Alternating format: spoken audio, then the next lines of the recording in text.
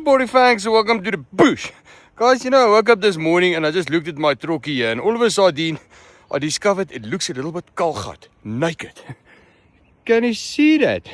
It's got something bloody missing. It needs something a little bit more predator, beast, comfy.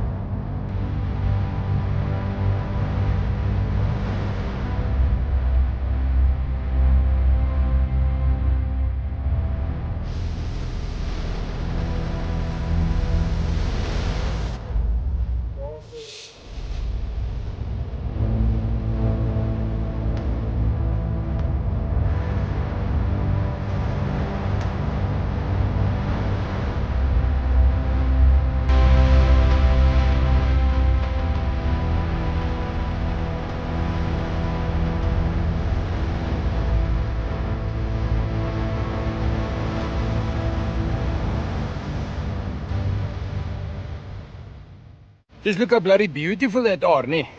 My brand new Predator Off-Road Stealth Roof Rack. It's smooth, sleek lines. Doesn't look like you got a jungle gym on top of your roof there. And look at this.